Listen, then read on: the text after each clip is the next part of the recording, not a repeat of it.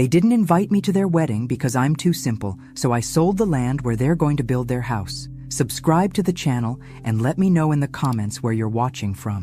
My journey from doormat to dignity might just be the story you need today. The envelope wasn't there. Again, I checked the empty mailbox for the 10th time that week, my arthritic fingers gripping the cold metal door. There had to be a mistake. My neighbor Dorothy's excited voice still echoed in my head from her call an hour earlier. "Margaret, have you seen the wedding invitation yet? Such elegant paper, with those gold details. Your Robert certainly has exquisite taste." I'd mumbled something about the rural male being slow, hiding the tremor in my voice behind practiced cheerfulness. 73 years gives you plenty of time to perfect the art of disguising pain. In the hallway mirror, I studied my reflection. Gray hair pulled back in a simple bun, face weathered from decades working our Tennessee farm. "Too simple," I whispered, echoing words I'd overheard Robert say during his last visit 6 months ago. Words not meant for my ears. My old pickup had been in the shop for weeks, another reminder of things falling apart. The bus schedule showed one leaving for Nashville in 30 minutes. I grabbed my purse, the good one John had given me for our 40th anniversary before the cancer took him, and headed out. 2 hours later, I stood in the gleaming lobby of Wheeler and Associates, my son's law firm. The receptionist's perfectly sculpted eyebrows arched when I gave my name. "Mrs. Wheeler, do you have an appointment? I'm Robert Wheeler's mother." Her eyes widened. "Oh, one moment, please." I watched her whisper into the phone, her eyes darting toward me. The plush waiting area made my clean but worn clothes feel suddenly shabby. 10 minutes passed before Robert appeared.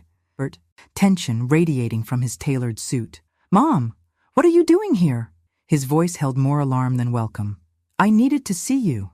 I kept my voice steady. "Dorothy received her invitation to your wedding.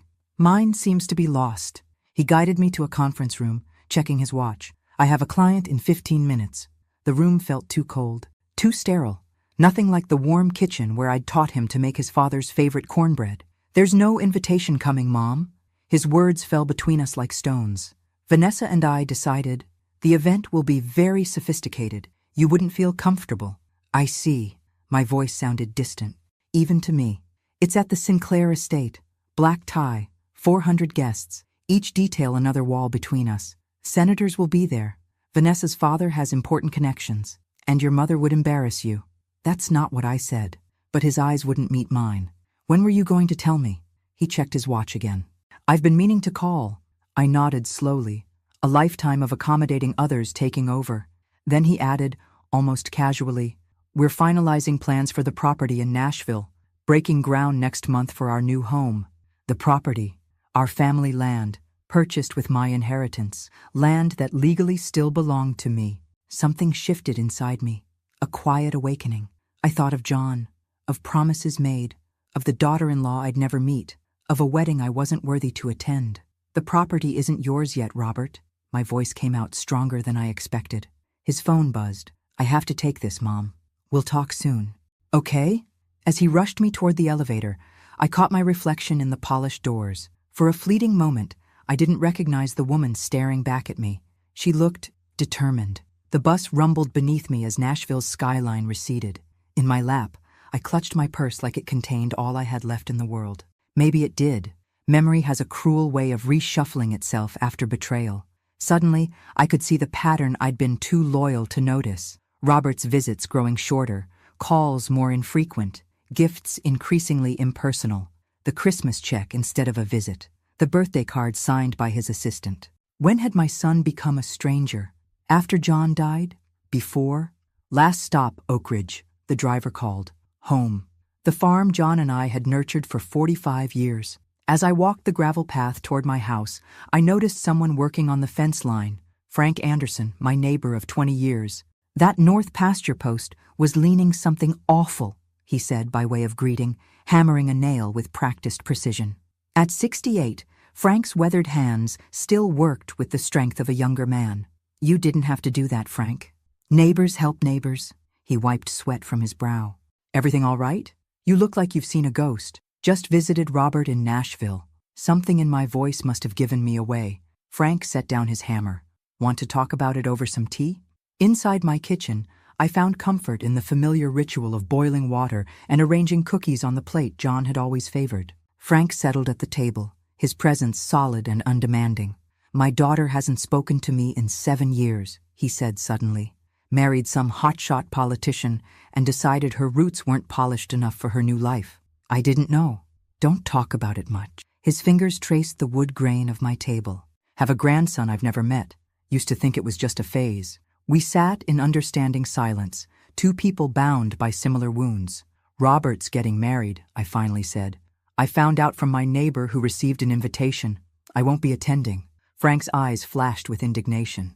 "That's not right. Apparently, I wouldn't be comfortable in such a sophisticated event." "Bull," Frank muttered. "What kind of man excludes his own mother?" His outrage on my behalf felt like a balm. For years, I'd made excuses for Robert's gradual distancing. He was busy, successful, building his life. Now, hearing my situation through Frank's ears, the rawness of it struck me anew. Later that evening, after Frank left, I found myself in the spare room where I stored John's things. Among his papers, a sealed envelope caught my eye, my name written in his familiar handwriting. With trembling fingers, I opened it. Inside was a birthday card, never delivered. John had died 3 days before my birthday 5 years ago. "Never forget your worth, Maggie," he'd written. "You built this life as much as I did. The Nashville property we bought with your family money is your legacy as much as mine. Don't let anyone tell you different, especially not our son." I clutched the card to my chest, feeling John's presence surround me. A tear slipped down my cheek, not of sorrow but of something else. Resolve, perhaps. Outside, darkness settled over the farm. Inside, something was waking up. The property tax notice arrived a week later, jarring me from my fog of hurt and confusion. I needed John's files. His office remained largely untouched since his death, a shrine of sorts, with his reading glasses still perched atop folders, as if he'd just stepped out. The metal filing cabinet in the corner had always been his domain. Now, it was my mission. Dust clouded the air as I pulled open drawers filled with farm records, equipment manuals, and tax returns. In the bottom drawer, a folder caught my eye. For Maggie, emergencies only. Secured with one of John's red rubber bands, my heart quickened. John had been methodical about everything, especially our affairs. Inside the folder lay not only the Nashville property deed, but also a leather-bound journal I'd never seen before. The first entry was dated 3 years before John's death. "Doctor confirmed today what I've suspected. My heart's giving out. Haven't told Maggie yet. Need to get our affairs in order first." I sank into John's chair, the weight of his secret pressing on me. Page after page detailed his declining health, his concerns about our farm, and, most disturbingly, his worries about Robert. "Robert came by today, asked again about the Nashville property, said he's thinking of building there someday. Something in his tone bothered me, like he's already counting on it being his." Further entries grew darker. "Patrick Murray called today, said Robert had been consulting different lawyers about accelerating the transfer of property from us, suggested Maggie might not be mentally capable of managing valuable assets. My son is planning to declare his own mother incompetent. I need to confront him, but these chest pains are getting worse." John never had that confrontation. His heart attack came 3 days later. The final pages held his explicit wishes. The Nashville property was bought with Maggie's family money. It should be sold after my death to secure her comfort in old age. Our son needs to make his own way, not depend on our sweat. I closed the journal, mind reeling. Robert hadn't just excluded me from his wedding. He'd been plotting to take control of my property by questioning my mental competence. The betrayal cut deeper than I could have imagined. A knock at the door startled me. Frank stood on my porch, holding a basket of fresh vegetables. "Thought you might like some of my tomatoes," he said, then noticed my expression. "Margaret, what's wrong?" I hesitated, then made a decision. "Frank, do you have time for a cup of coffee? I found something you should see." That evening, I couldn't sleep. John's journal lay on my nightstand, its revelations still burning in my mind. Robert's words from years of visits replayed with new meaning. His casual questions about my memory, his offers to help manage my finances, his suggestions that the farm might be too much for me. I'd mistaken concern for control. As dawn broke over the eastern pasture, I made my decision. No more invisible Margaret. No more doormat. I would reclaim what was mine, not just property, but dignity. When the barn roof partially collapsed during a thunderstorm the following week, I called Robert out of habit. "I'll send someone out," he promised. Distracted, no one came. 3 days later, Frank arrived with his nephew Sam, a skilled carpenter. "Heard you had some trouble with the barn," he said simply. For 3 days, we worked together. As hammer blows punctuated our conversation, I learned more about the man who'd been my neighbor for decades. Frank hadn't always been a farmer. He'd been a structural engineer before retiring to care for his family's land. "Designed bridges that'll outlast both of us," he said, without pretension. "Figured I'd rather grow things than build things in my later years." This revelation made me examine how I'd allowed others, even myself, to reduce my identity to just a farmer's widow. How many layers of ourselves do we hide to fit others' expectations? During lunch break on the 3rd day, I mentioned the Nashville property and my dilemma. Frank's eyebrows shot up. "Margaret, do you have any idea what land in Nashville is worth now? The city's exploded in the last decade. John bought it as an investment 30 years ago. 20 acres at the edge of town." "Edge of town, then, is prime real estate now," Frank said. "Development's been pushing out that way for years. That land could be worth millions." The sandwich in my hand suddenly felt weightless. Millions? I'd known the property had appreciated, but the scale stunned me. "You think that's why Robert's suddenly interested in building there?" I asked. "Possibly." Frank's eyes met mine. "Or why someone else might be." That evening, I called Caroline Fletcher, a school friend who'd become a successful real estate broker. "I need a professional evaluation and honest advice," I told her, "and absolute discretion." 2 days later, Caroline confirmed Frank's assessment.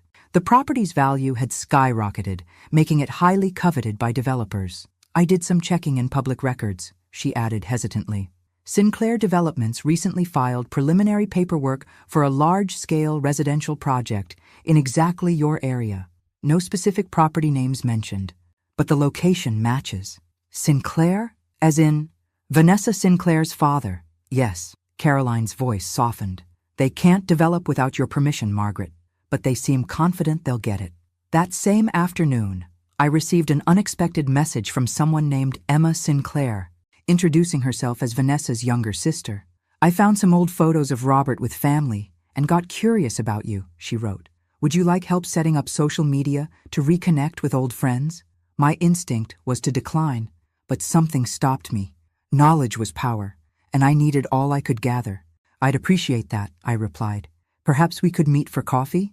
Later, gazing out at the land John and I had tended for decades, I felt something stirring beneath years of accommodation and self-doubt. Not anger exactly, something cooler, more focused. The property wasn't just land. It was the last thing John and I had built together, and someone was trying to take it from me. The cafe Emma suggested was 30 miles from Nashville, far enough to avoid accidental encounters with Robert or Vanessa. Smart girl. She arrived 5 minutes early. Nothing like the polished socialite I'd imagined. In her late 20s, Emma Sinclair dressed simply in jeans and a button-down shirt, her manner refreshingly direct. "I hope this wasn't too presumptuous," she said, sliding into the booth. "I've heard so much about Robert's family, but realized I'd never seen pictures of you until I found some old ones in his apartment while helping with wedding preparations."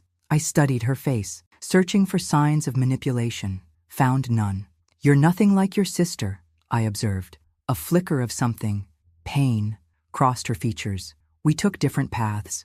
As Emma walked me through creating basic social media accounts, our conversation drifted toward family. She spoke of growing up in the Sinclair empire, the constant pressure to project perfection. 3 years ago, at my father's birthday gala, I defended my mother," she said suddenly, eyes fixed on her coffee. "She struggles with depression.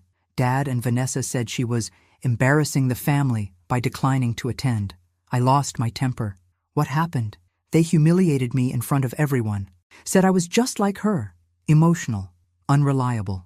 Her fingers traced the rim of her cup. "Dad made it clear that people who don't serve the family image have no place at the table, just like simple people have no place at Vanessa's perfect wedding."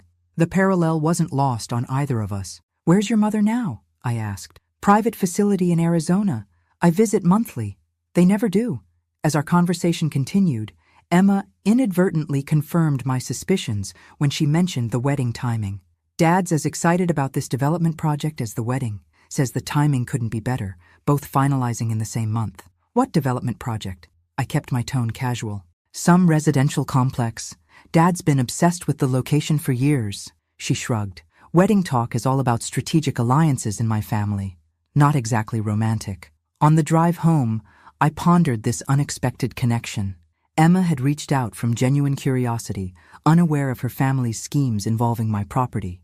Her candor had given me invaluable insight and perhaps an ally.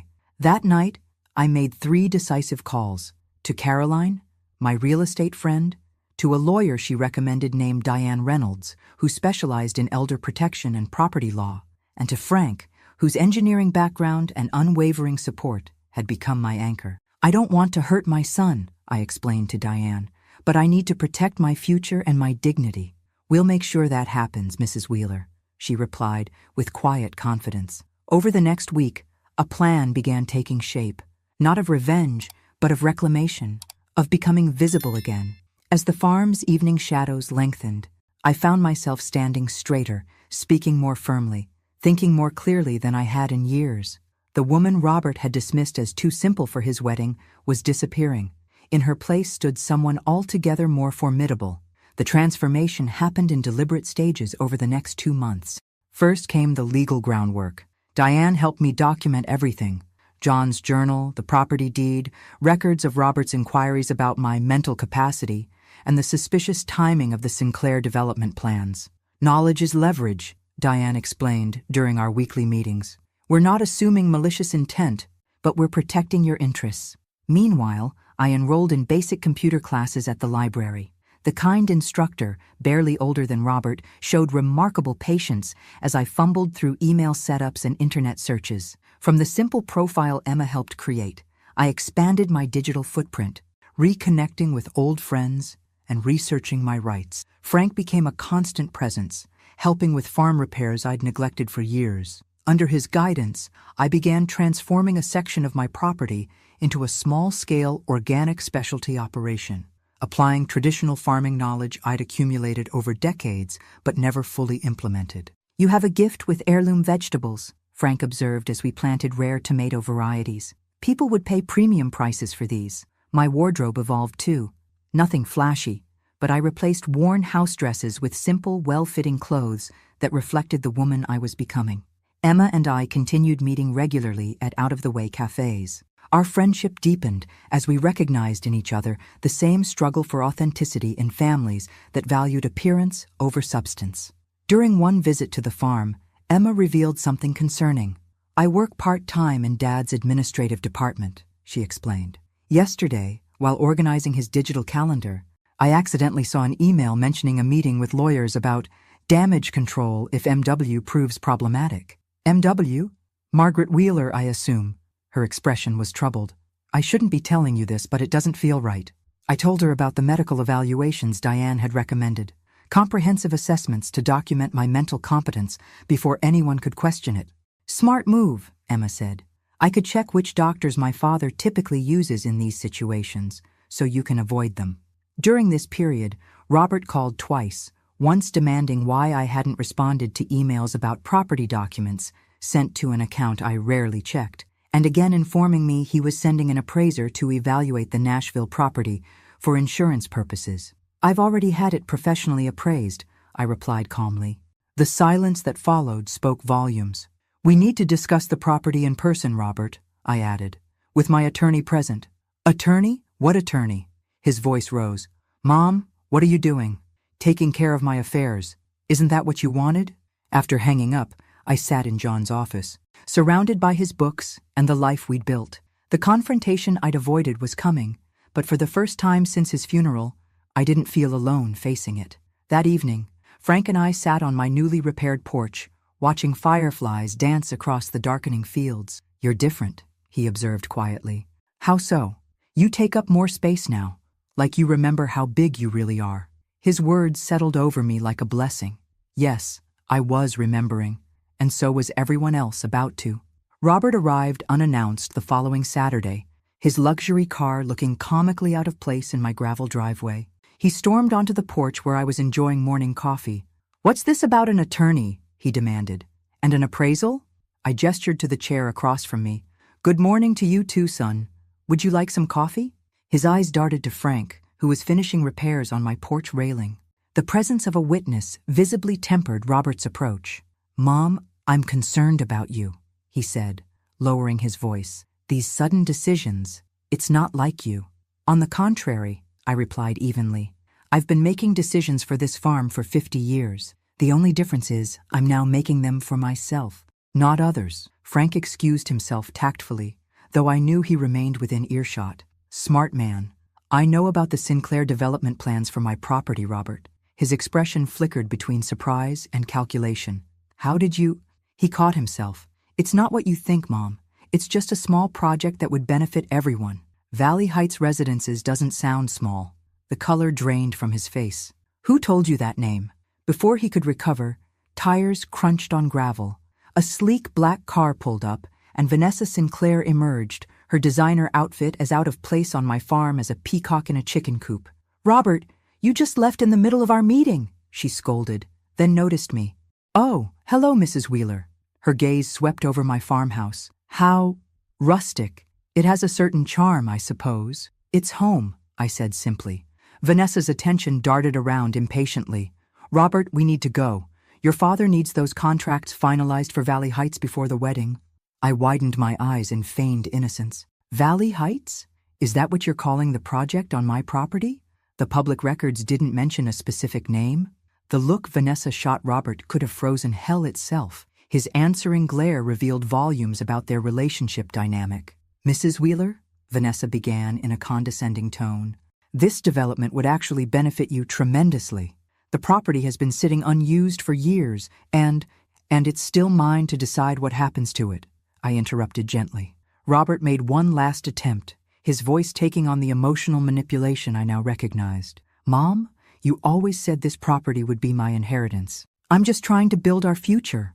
I met his gaze steadily. "Inheritance comes after death, Robert. I'm still very much alive." As they drove away, their heated argument visible even through tinted windows, Frank returned to the porch. "You handled that well," he said, admiration in his voice. "It's just beginning," I replied, watching dust settle in their wake. "But for the first time, I'm not afraid of what comes next." Thomas Sinclair arrived 3 days later in a chauffeur-driven car that probably cost more than my entire farm. Tall, immaculately dressed, with Vanessa's calculating eyes and a practiced smile, he embodied wealth and influence. "Mrs. Wheeler," he said, extending his hand, "I've been looking forward to meeting my future daughter-in-law's mother." "Have you?" I kept my tone pleasant. "Interesting, since I wasn't invited to the wedding." His smile didn't waver. "A regrettable miscommunication. May I come in?" Inside, Thomas declined my offer of coffee, instead producing a leather portfolio. "I understand there's been some confusion about the Nashville property development." "No confusion. It's my property, and I haven't agreed to any development." He chuckled, as if I'd said something charmingly naive. "Of course, but I believe once you see our proposal, you'll understand what an opportunity this represents." The portfolio contained glossy renderings of an upscale residential community. "Valley Heights will be the premier address in Nashville. We're prepared to offer you a generous participation stake." "What percentage?" I asked. His eyebrows lifted slightly at my directness. 8% of net profits. "For property worth millions? That's interesting math, Mr. Sinclair." His charm began slipping. "Mrs. Wheeler, development involves significant costs and risks, which is why developers normally pay fair market value up front when purchasing land," I countered. "Not lowball percentages." Thomas's demeanor cooled. "I have significant influence in Tennessee business circles. Fighting this development would be emotionally taxing for someone your age." I smiled genuinely for the first time. "Mr. Sinclair, I've spent my entire life working this land. I know when someone's trying to plant rotten potatoes." After his stormy departure, Emma called in a panic. "I overheard Dad, Robert, and Vanessa discussing hiring a doctor to declare you mentally incompetent." My stomach tightened, but John's preparation and Diane's foresight had prepared me for this. "When?" "They're meeting Dr. Simmons tomorrow. Dad used him before with my grandmother." Emma's voice shook. "They did the same thing to her years ago, taking control of property she owned." History repeating itself. I murmured. It's worse. My grandfather did the same to Dad, using him to expand the business and then discarding his dreams. The pain in Emma's voice was raw. It's a family pattern I can't bear watching again. I immediately called Diane, who accelerated our timeline for medical evaluations. It will take a few weeks to get all the specialists to see you, but we'll document everything thoroughly. Meanwhile, Caroline introduced me to executives from Bridgestone Development, a competing firm interested in the property for a project that included affordable housing and partial environmental preservation. We're not rushing decisions, I told them, but I appreciate understanding all my options. That night, I sat with Frank on the porch, sharing everything I'd learned. They won't stop, he warned gently. Men like Thomas Sinclair don't lose gracefully. Neither do farmers' widows, I replied, taking his weathered hand in mine, especially ones who are remembering who they really are. His fingers tightened around mine, and in that quiet moment, another transformation began, one I hadn't anticipated, but welcomed with a heart opening to possibilities I'd thought long past. With only 5 weeks until the wedding, my strategy unfolded with precision. First, Diane sent formal notifications to Robert and Sinclair Developments stating that no negotiations regarding the property would occur before a complete review of all options, a process that would likely extend beyond the wedding date. Caroline simultaneously initiated preliminary discussions with Bridgestone Development, making it clear I was exploring multiple options without commitment. At home, my transformation continued. I updated my hairstyle. Nothing dramatic, just fresher, more flattering. With Frank's expertise, we expanded the organic farming operation, focusing on heirloom vegetables and specialty crops that commanded premium prices at farmers' markets. Emma, using her administrative position at her father's company, kept me informed of Thomas's movements. During one farm visit, she revealed something disturbing. While organizing Dad's digital calendar, part of my job, I accidentally saw an email about a meeting with lawyers discussing containment strategies if MW proves difficult. Her voice trembled.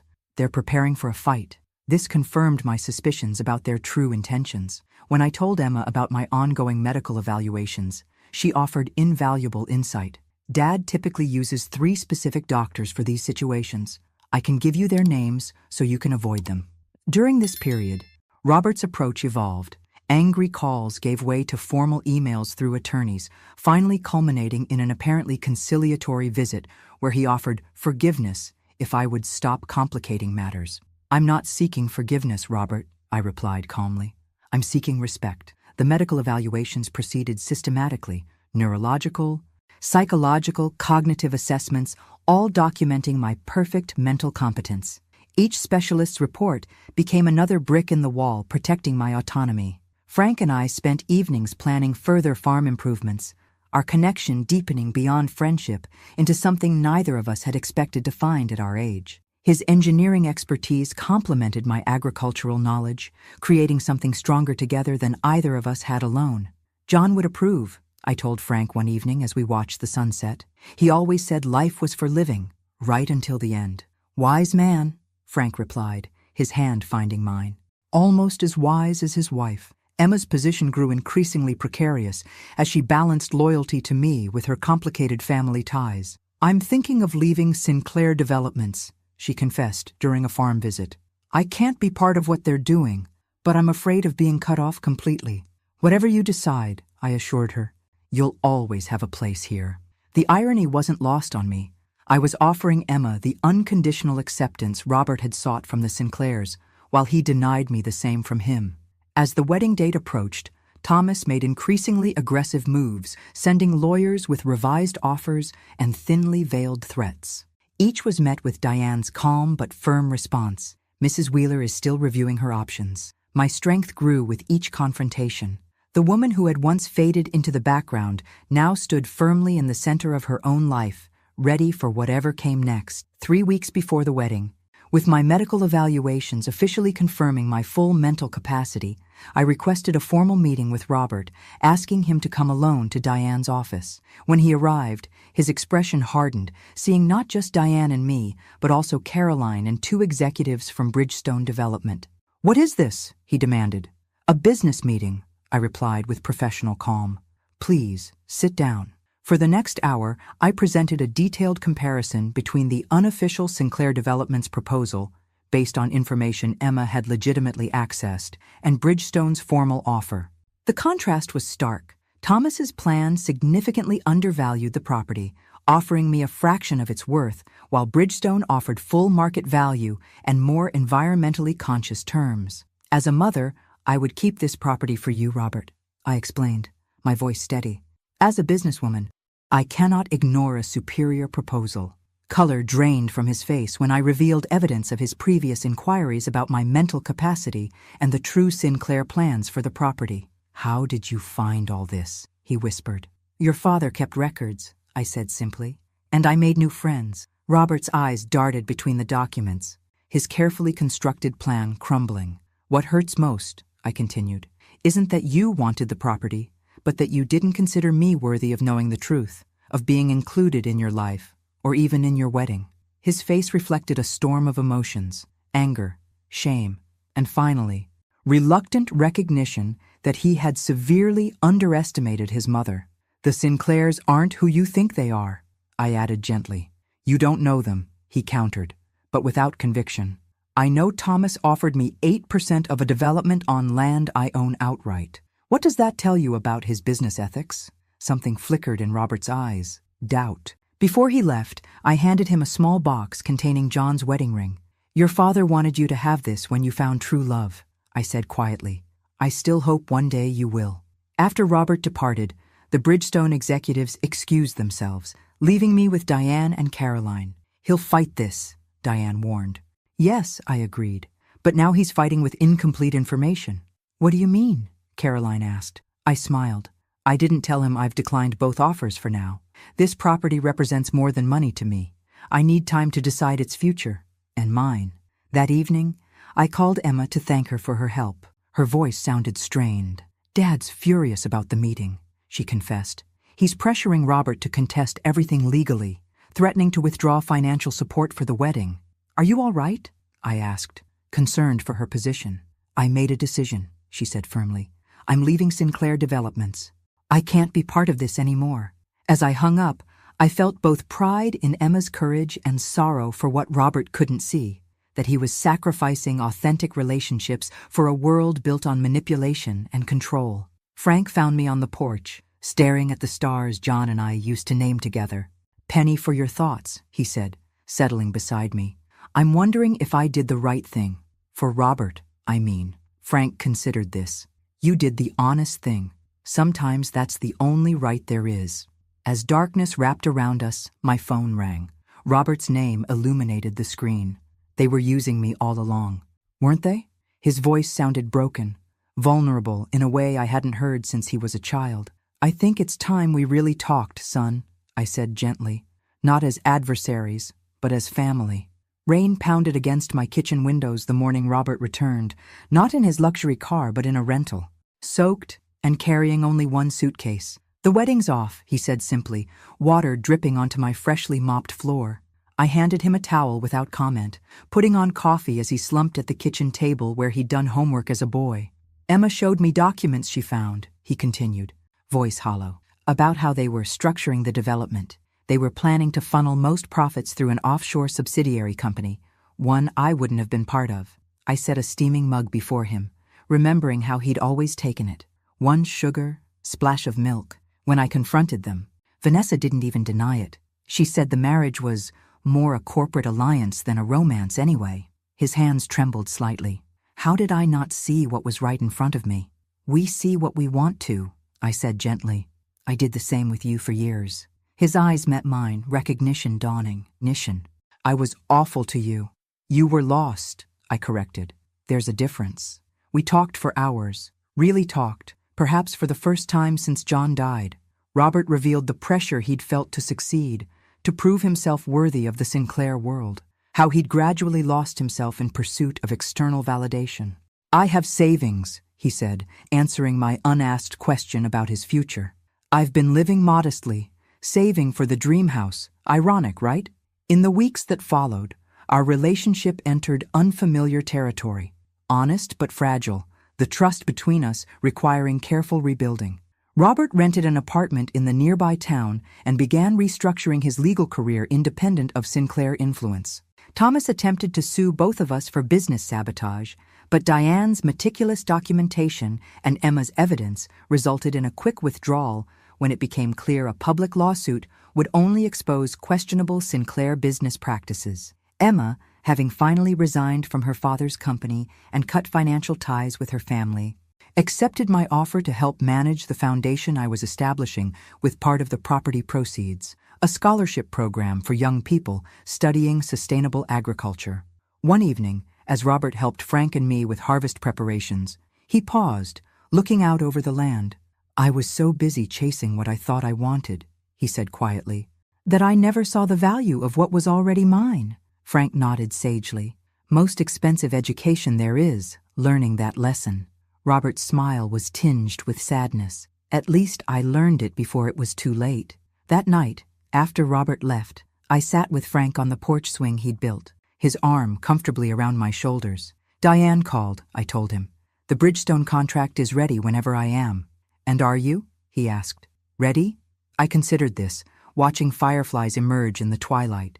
"Yes, but with modifications." "What kind?"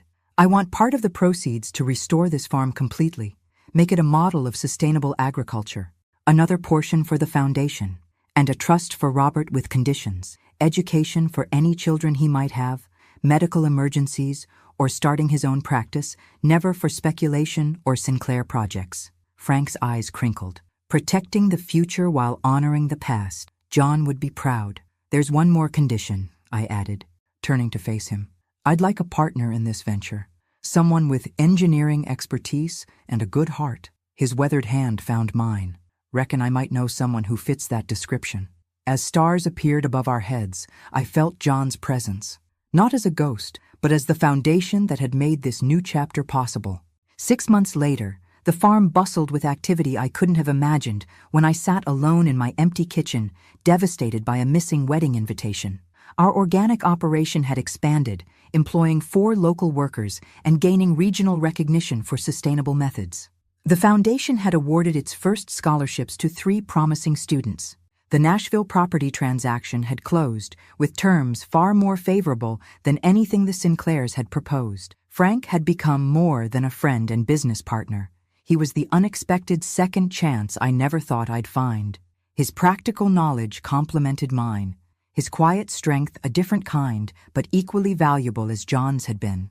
Robert, working remotely as a legal consultant for small farmers and rural businesses, had found purpose that aligned his professional skills with more authentic values. His weekly visits became a highlight rather than a source of anxiety.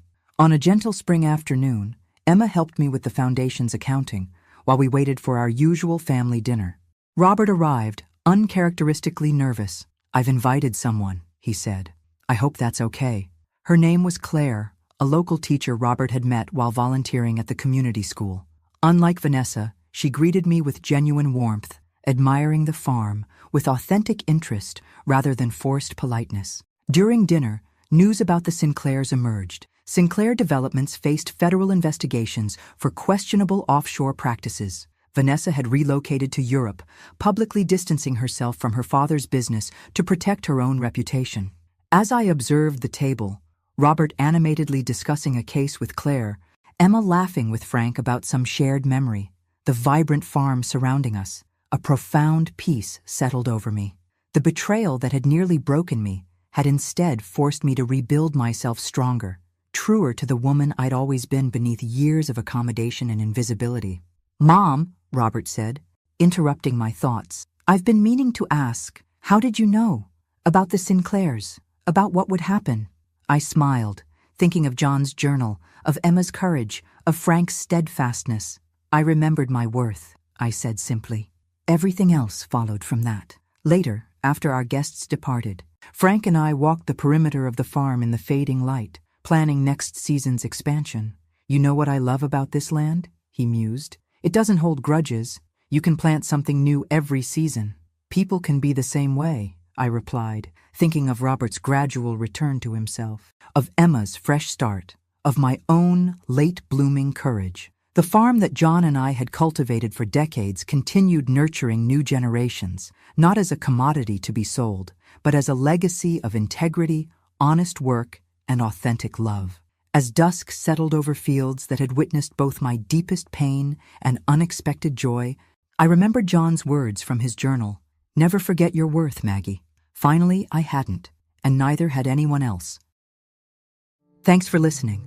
Don't forget to subscribe and feel free to share your story in the comments. Your voice matters.